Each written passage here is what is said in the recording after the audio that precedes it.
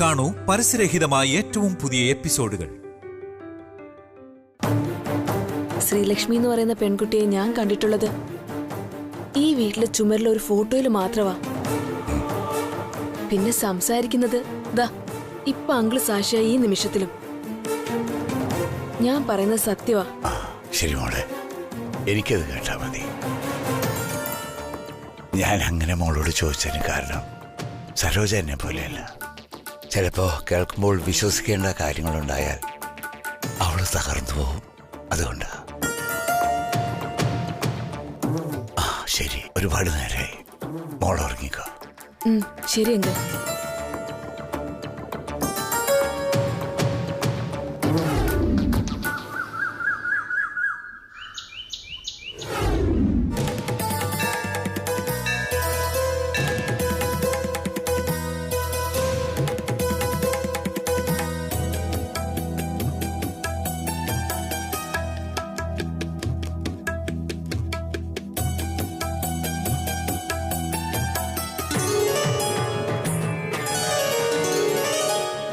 ദേവി, എന്റെ ജീവിതത്തിൽ നടന്നതൊക്കെ അപ്രതീക്ഷിത കാര്യങ്ങളാണ്.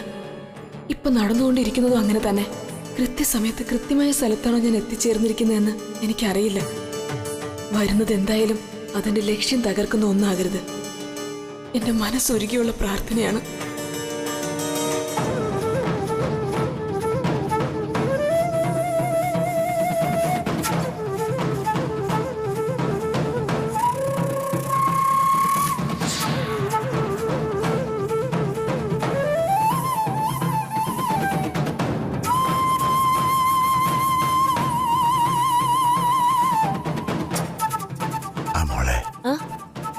ഒരു കാര്യം പറയാനിരിക്കായിരുന്നു.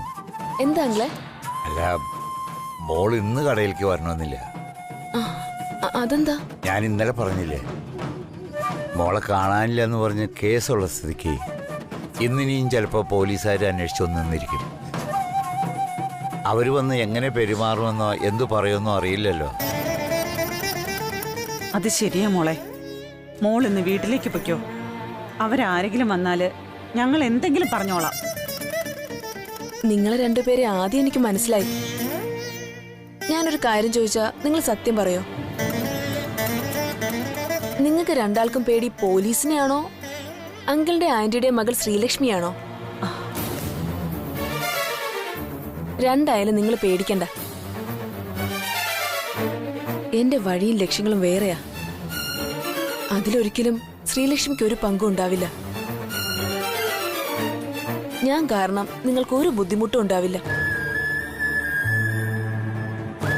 ഞാൻ പറഞ്ഞ ലക്ഷ്യത്തിലെത്താൻ എനിക്കൊരു കൈസഹായത്തിന് ഒരാളെ എന്റെ മുന്നിൽ എത്തിച്ചു തരണമെന്നായിരുന്നു എന്റെ പ്രാർത്ഥന. ആ ഒരു സഹായി ആരാണെന്നുള്ളത് ഈശ്വരൻ എനിക്കൊരു സിഗ്നൽ തന്നിട്ടുണ്ട് ഇന്നലെ രാത്രി. ഇന്ന് നേരിൽ കാണാൻ ഭാഗ്യമുണ്ടെങ്കിൽ കാണുകയും ചെയ്യും.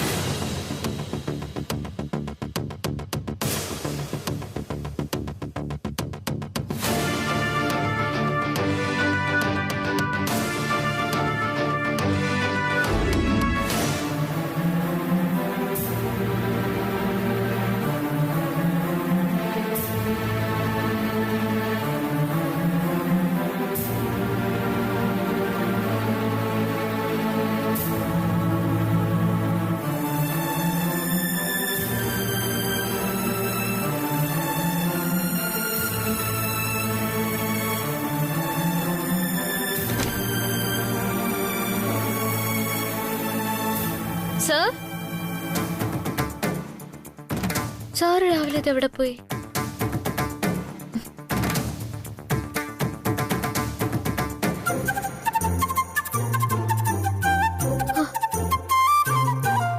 ഇതെന്താ വീണ്ടും സർപ്രൈസോ?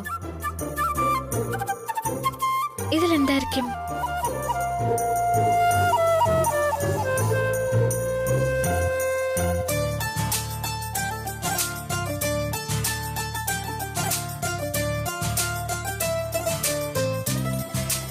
ശ്രീലക്ഷ്മി, ശ്രീലക്ഷ്മി. സർ, ഇത് എവിടെയാ? ശ്രീലക്ഷ്മി, ശ്രീലക്ഷ്മി.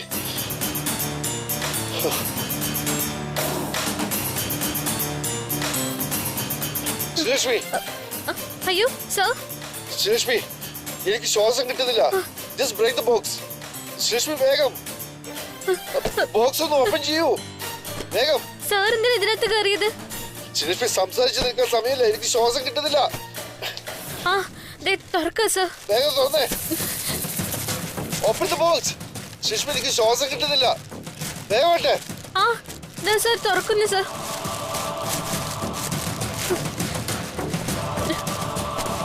ബോക്സ് തുറക്കുന്നില്ലേ?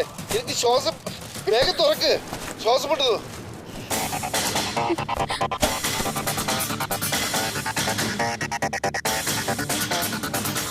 ശ്രീലക്ഷ്മി വേഗം, എനിക്ക് ശ്വാസം കിട്ടുന്നില്ല. Open the box please.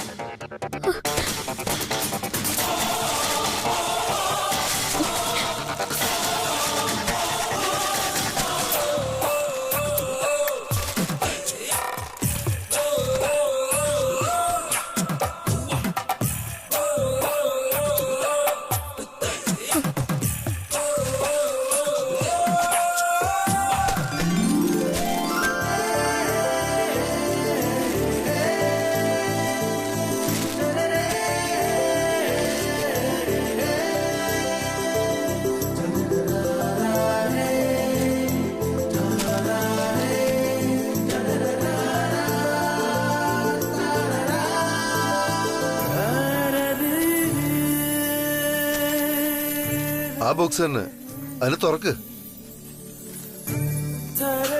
ആ ബോക്സ് തുറക്കണോ? എന്താ ശ്രീലക്ഷ്മി, ബോക്സ് തുറക്കുന്നില്ലേ? എനിക്ക് ശ്വാസം മുട്ടുന്നു, വേഗം തുറക്ക്.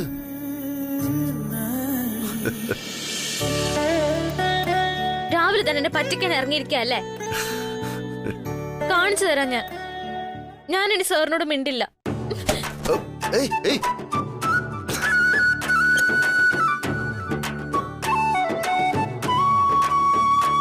അയ്യോ, കുഴപ്പമായോ? എന്തു കുഴപ്പം? എന്റെ ശ്രീലക്ഷ്മിയല്ല.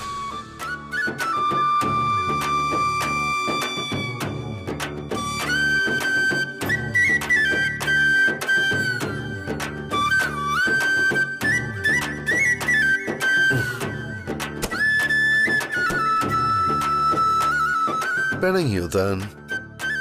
വേണ്ട, കൂടുതൽ ശൃംഗരിക്കൊന്നും വേണ്ട. ഞാൻ ഇനി മിണ്ടില്ല എന്ന് പറഞ്ഞാ മിണ്ടില്ല. ഓ, ഞാൻ വിശ്വസിച്ചു. പിണങ്ങാനല്ലേ ഇത്രയും ദൂരം ഇവിടെ വന്ന് താമസിക്കുന്നത്? ശരി, മിണ്ടുന്നില്ലെങ്കിൽ വേണ്ട, സാരമില്ല. അപ്പോ ഈ ബോക്സിലുള്ളത് എനിക്ക് മാത്രം.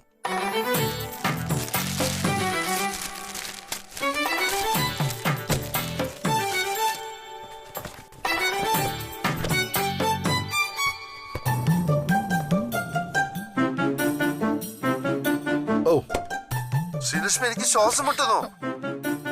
Just break the box. Box open ചെയ്യേ. ഞാനെന്ത് ചെയ്യാനാ, തനിയെ പ്ലേ ചെയ്തല്ലേ.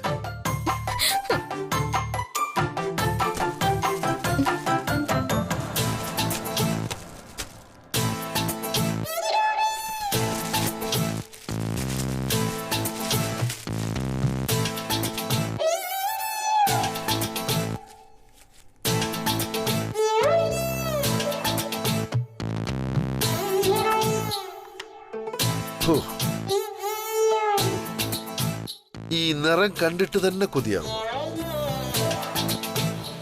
നല്ല തേനൂറുന്ന നാരങ്ങ മുട്ടായി മുഴുവൻ കഴിക്കണം.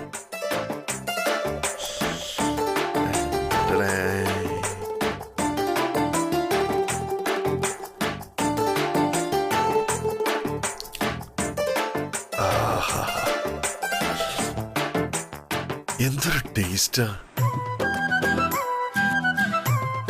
എത്ര കഴിച്ചാലും കൊതിമാറാത്ത ഒരേ ഒരു മുട്ടായി ഈ ലോകത്തുള്ളൂ. അതാണ് സാക്ഷാൽ നരങ്ങ മുട്ടായി.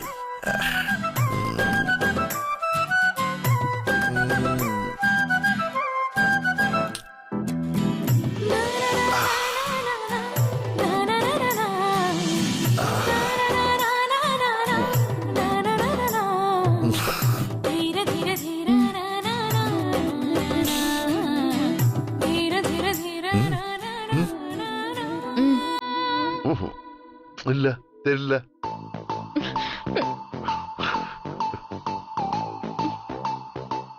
കയ്യിൽ തരില്ലെന്നല്ലേ പറഞ്ഞ? ആ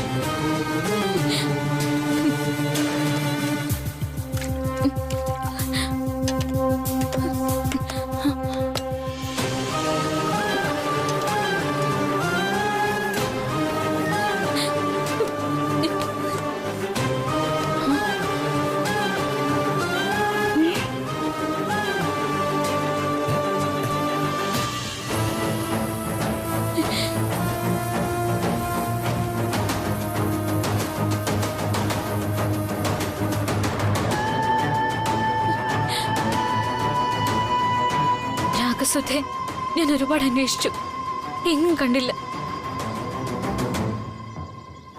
അതിനായി നേർച്ചയിടാത്ത ദൈവങ്ങളില്ല. ഇവിടെ പോ, എന്റെ തൊട്ടടുത്ത് എന്റെ വീട്ടിൽ എന്റെ അച്ഛനും അമ്മയ്ക്കൊപ്പം ഉണ്ടായിട്ട് പോലും ഞാൻ അറിയാതെ പോയി.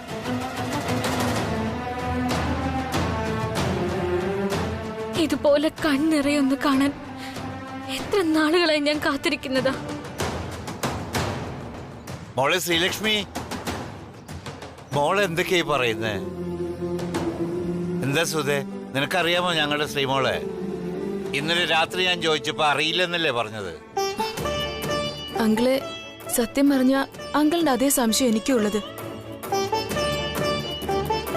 ഇന്നലെ രാത്രി ശ്രീലക്ഷ്മി ഫോൺ വിളിച്ചപ്പോ മുതല് ഞാനും ഒക്കെ കൺഫ്യൂഷനിലാണ്. മോളെ, നീ കേട്ടില്ലേ സുധ പറഞ്ഞത്? നീ പറയുന്നതും ചെയ്യുന്നൊന്നും ആർക്കും മനസ്സിലാകുന്നില്ല ഇവിടെ. സുധയെ അന്വേഷിച്ച് നീ നടന്നു എന്ന് നീ പറയുന്നു, പരിചയമുണ്ടെന്ന് നീ പറയുന്നു. എന്നാ സുധ നിന്നെ കാണുന്നത് ആദ്യമായിട്ടാണ് അവള് പറയുന്നത്. ഞങ്ങൾക്കൊന്നും മനസ്സിലാവുന്നില്ല. നിങ്ങൾ തമ്മിൽ ഏത് സാഹചര്യത്തിലാണ് പരിചയപ്പെട്ടതെന്നൊന്ന് പറയേ. ചിലപ്പോ സുധ മറന്നുപോയതാണെങ്കിലോ? അത് പറഞ്ഞാൽ പെട്ടെന്ന് ആർക്കും ഉൾക്കൊള്ളാൻ പറ്റണമെന്നില്ല. അത് മാത്രല്ല, എന്നെ ഈ രൂപത്തിൽ കണ്ടാലും രാഗസുധയ്ക്ക് മനസ്സിലായിക്കൊള്ളണമെന്നില്ല.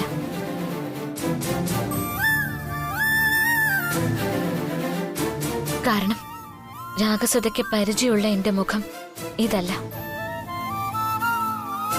ഞങ്ങളുടെ ബന്ധം ആരെയും പറഞ്ഞു ബോധ്യപ്പെടുത്താൻ പറ്റുന്ന ഒന്നല്ല.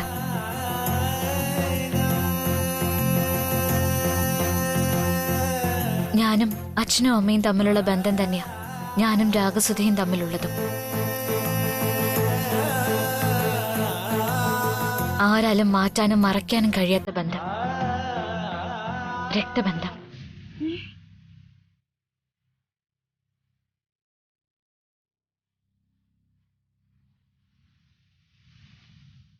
ഡീഡി, നീ എന്തായി പറയുന്നത്? സ്വബോധത്തോടെ തന്നെയാണോ ഓരോ നീ പറയുന്നത്? അങ്ങനെ ഞങ്ങൾക്കറിയാത്ത ഒരു രക്തബന്ധം നിനക്കെങ്ങനെയാ ഉണ്ടാവുന്നത്? ഒന്നുകിൽ പറയുന്നതിനൊരു വ്യക്തത വേണം, അല്ലെങ്കിൽ പറയാതിരിക്കണം. ഇന്നലെ മുതൽ ഞങ്ങൾ കാണുകയും കേൾക്കുകയും ചെയ്യുന്നതാ പരസ്പര ബന്ധമില്ലാത്ത ചില കാര്യങ്ങൾ. സരോജ മതി നിർത്ത്.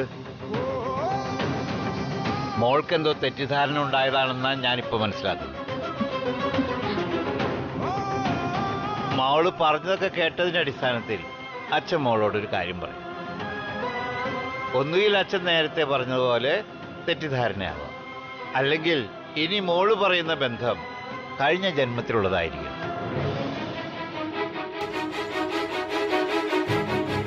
അഷ്ടമി നാളിൽ മോൾക്കുണ്ടാകുന്ന ചില തോന്നലുകളില്ലേ, അതുപോലൊന്ന്. ഞാൻ പറഞ്ഞതിൽ നിന്നും നിങ്ങൾക്കൊക്കെ എന്താണ് മനസ്സിലായെന്ന് എനിക്കറിയില്ല. വെറും ഒരു തെറ്റിദ്ധാരണയുടെ പുറത്ത് ശ്രീലക്ഷ്മി ഇങ്ങനൊക്കെ പറയുന്ന അച്ഛന് തോന്നുന്നുണ്ടോ?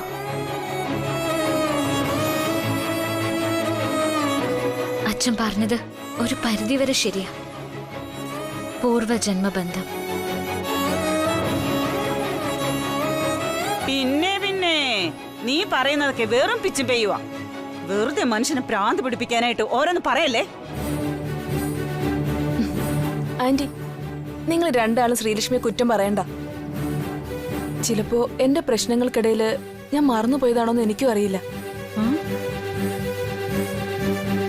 ഇനി അങ്ങനെയാണെങ്കിൽ ഇപ്പൊ ഈ കുറ്റപ്പെടുത്തുന്ന വാക്കുകളൊക്കെ പിന്നെ തിരിച്ചെടുക്കാൻ പറ്റുന്നതാവില്ല. ശ്രീലക്ഷ്മി ഇത്ര ഉറപ്പോടെ പറയുമ്പോ എന്റെ ഓർമ്മപ്പശകാകാനാ കൂടുതൽ സാധ്യത. പക്ഷേ ചില സംശയങ്ങളൊക്കെ എനിക്കുണ്ട്. അത് ക്ലിയർ ചെയ്ത് തരേണ്ടത് ശ്രീലക്ഷ്മിയാ. എനിക്കറിയാം, രാഗസുധയുടെ സംശയങ്ങളെല്ലാം തീർക്കാനുള്ള ബാധ്യത എന്റേത് തന്നെയാ. അതിന് ഒരു 5 മിനിറ്റ് നമുക്കല്പം മാറി നിന്ന് സംസാരിക്കാം.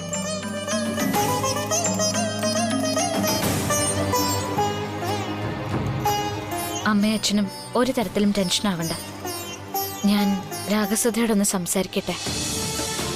വരൂ.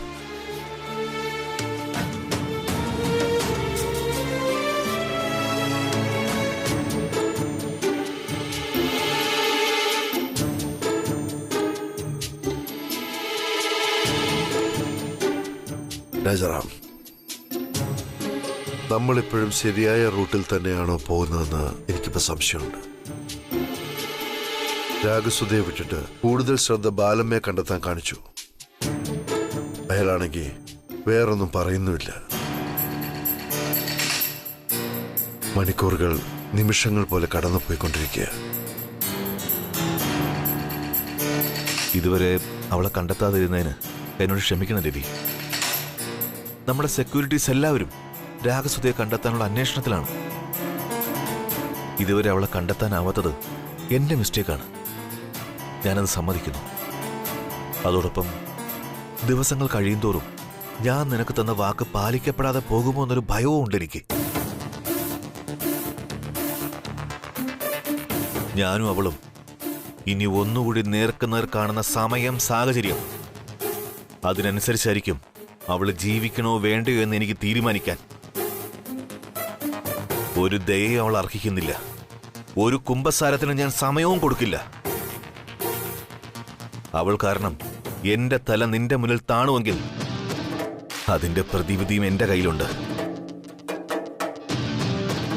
നിന്നെ കുറ്റപ്പെടുത്തണമെന്നുള്ള ഉദ്ദേശമൊന്നും എനിക്കില്ല. ആ അർത്ഥത്തിലല്ല ഞാൻ നിന്നോട് സംസാരിച്ചത്. അവളെ കണ്ടെത്തേണ്ടത് നമ്മുടെ ആവശ്യമാണ് രാജാറാം, എന്റെ ആവശ്യമാണ്. ഓരോ ദിവസവും മുന്നോട്ട് നീങ്ങുമ്പോൾ ഞാൻ നേരിടേണ്ടി വരുന്ന പ്രശ്നങ്ങൾ, എന്റെ സ്ട്രെസ്, മനസ്സമ്മാനത്തോടെ എനിക്ക് ശ്രീലക്ഷ്മിയോടൊപ്പം ജീവിക്കണം രാജാറാം.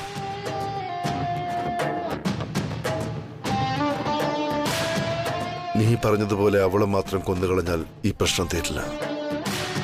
അവളുടെ പിന്നിലാര്, ആ തായ് പേര് കണ്ടുപിടിക്കണം. എങ്കിലേ ഈ പ്രശ്നം അവസാനിക്കൂ. മാത്രമല്ല, ശ്രീലക്ഷ്മി എന്റെ ജീവിതത്തിലേക്ക് വന്നതിന് ശേഷം ഈ കയ്യിൽ അറിഞ്ഞുകൊണ്ട് രക്തം പുരളരുതെന്ന് നിർബന്ധമുള്ള ആളാണ് ഞാൻ. ഏത് സാഹചര്യത്തിലും അവളെ കണ്ടാൽ നീ സംയമനം പാലിക്കണം. പക്ഷേ എങ്ങനെ അവളെ കണ്ടെത്തും എന്നുള്ള ചോദ്യം ഇപ്പോഴും അവശേഷിക്കുന്നുണ്ട്. അവളെ കണ്ടുപിടിക്കാനുള്ള അന്വേഷണം ഊർജിതമായി നടക്കുന്നുണ്ട് രവി. ബാലമൊന്നും പറയാത്ത സ്ഥിതിക്ക് ഇനി എവിടെ നിന്ന് തുടങ്ങണമെന്നൊരു confusion. Don't worry Rajaram, I have a plan. എന്താ രവി? എവിടെ രാഗസുധ ഒളിഞ്ഞിരുന്നാലും അവളെ വെളിച്ചത്ത് കൊണ്ടുവരാനുള്ള ഒരു തുറുപ്പ് ചീട്ട് നമ്മളുടെ കയ്യിൽ തന്നെ ഉണ്ടല്ലോ. ഇതുവരെ നമ്മൾ ഫോളോ ചെയ്ത നമ്മളുടെ അന്വേഷണ രീതി മാറണം. പുതിയ വഴികളിലൂടെ ഉടനെ നമുക്ക് അവളെ കീഴ്പ്പെടുത്താനാവണം.